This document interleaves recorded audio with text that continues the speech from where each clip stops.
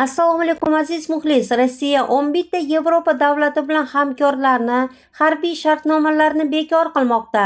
Rossiya Mudofaa vazirligi 2022-yillar oralig'ida Rossiyaning bir nechta Yevropa mamlakatlari bilan tuzgan 10 ta harbiy hamkorlik shartnomasi va bitta tegishli memorandumni bekor qilish uchun hukumat roziligini oldi.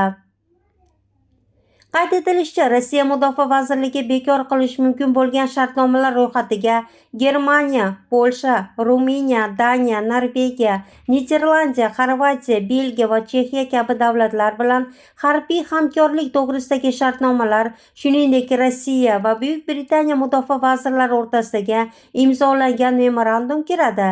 Bekor qilinayotgan kelishuvlar Sovet Ittifoqi qo'llangandan keyin o'rnatilgan va imzochilar o'rtasidagi ikki tomonlama harbiy hamkorlikni tartibga soluvchi huquqiy asosning bir qismi bo'lgan.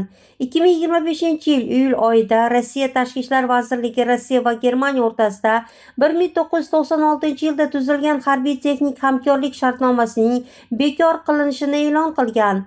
Vazirlik Moskvaning bu harakat shartnomasini o'z ma'nosi va amaliy ahamiyati yo'qotgan va Rossiya-Germaniya davlatlararo munosabatlarining hozirgi holatiga mutlaqo zid ekanligini bilan izohlagan. Rossiya Tashqi ishlar vazirligi bularning barchasida Germaniyani ayblagan va rasmiy bayonotning bir qismini Germaniya tomonidan haqorat qilishga bag'ishlangan.